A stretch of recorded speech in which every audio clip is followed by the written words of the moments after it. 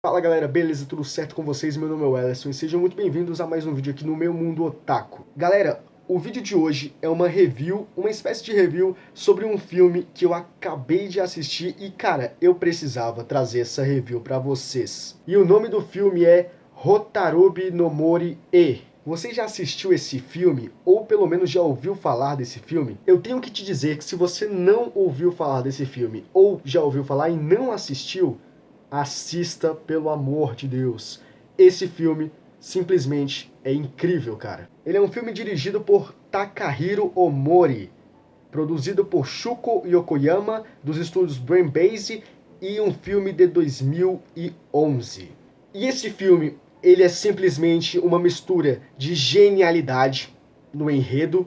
Quando eu falo do quesito enredo, eu falo da história, que é genial a criação, e ao mesmo tempo é triste, mas é uma coisa triste que faz com que a gente consiga gostar dessa tristeza e tipo falar que tristeza boa é essa, cara.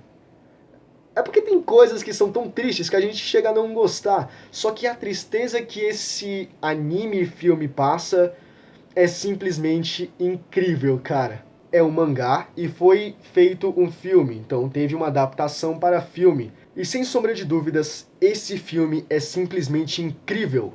Por que ele é incrível? Desde o som ambiente do próprio filme, a trilha sonora é legal, é bacaninha, é bem clear, é simples, é propícia aos momentos, às cenas do filme. É simplesmente incrível. A direção gráfica do filme também é muito boa.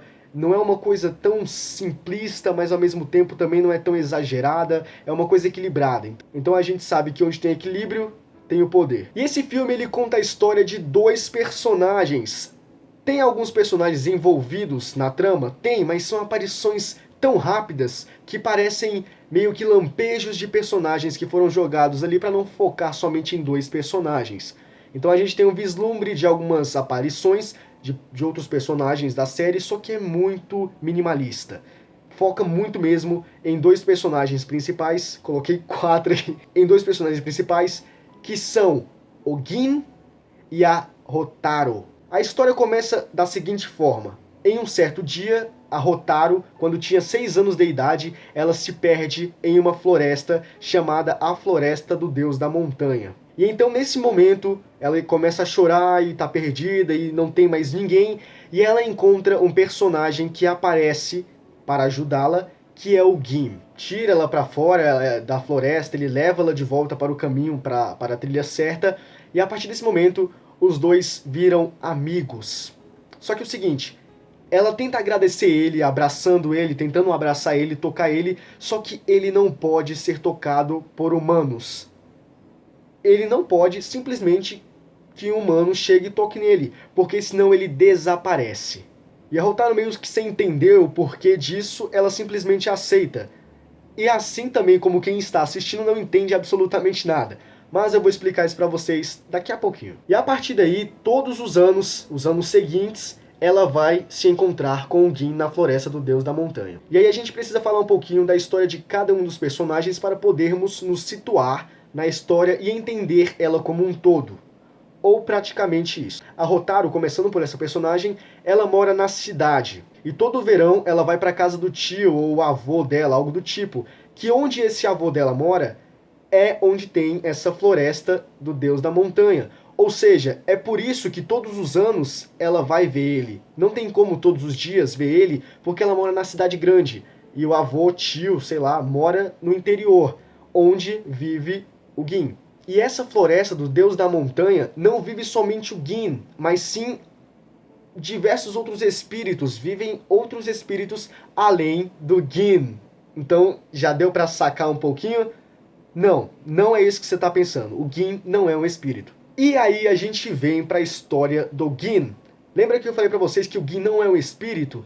Então, o Gin ele é uma espécie de fantasma, mas não é um fantasma por completo. Olha só a história do cara. Ele é um personagem misterioso, que aparece de forma misteriosa e que constantemente, boa parte de todo o filme, ele está usando uma máscara. Só que ele nos agracia com a beleza de seu rosto, porque vez ou outra ele dá uma tirada da máscara para mostrar o rosto dele por trás da máscara. Mas boa parte da história ele está sempre usando uma máscara. E o Gin, ele vive na floresta, ele vive nessa floresta do deus da montanha.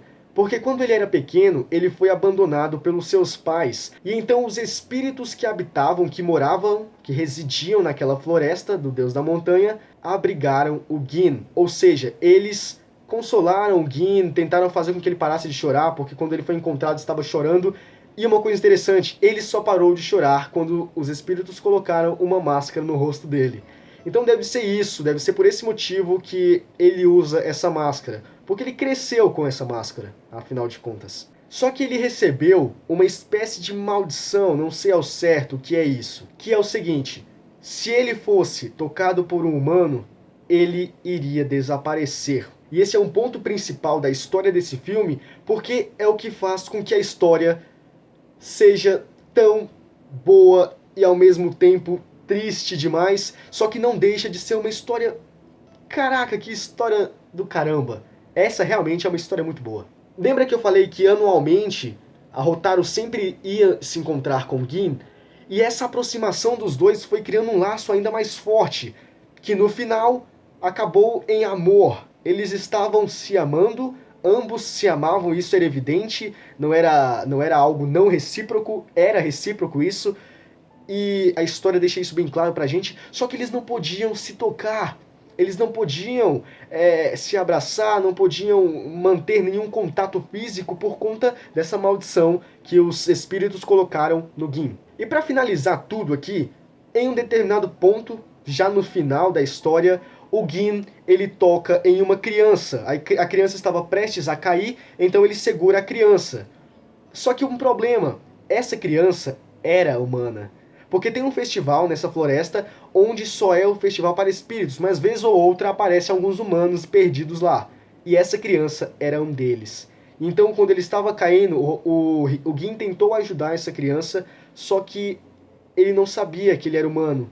E então ele começou a desaparecer. E cara, essa cena é simplesmente uma cena maravilhosa e ao mesmo tempo triste.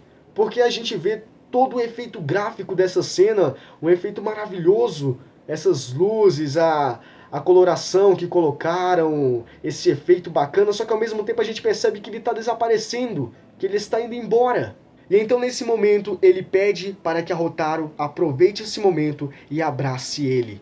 E é justamente isso que ela faz. Ela corre em direção a ele, dá um abraço nele, enquanto ele vai desaparecendo da Terra. E cara, simplesmente é um momento mágico da história desse filme. Bom galera, esse daqui foi o vídeo de hoje, espero que vocês tenham gostado dessa história, assim como eu gostei. O enredo, simplesmente incrível, direção gráfica e tudo mais, simplesmente incrível. Me lembrou um pouco os filmes do Makoto Shinkai. Se você não conhece esse cara, se você não conhece os filmes do Makoto Shinkai, por favor, assista pelo menos 2, que você vai amar e vai ver o resto tudinho. Esse filme, Hotarubi no Mori, simplesmente vai entrar pra minha lista dos melhores filmes que eu já assisti. É isso aí, se você chegou até aqui, você já sabe o que fazer. Se você chegou até aqui, você sabe o discurso, sabe o que eu vou pedir pra você. Deixa o like, se inscreve no canal, ative o sininho para não perder as próximas notificações aqui do canal.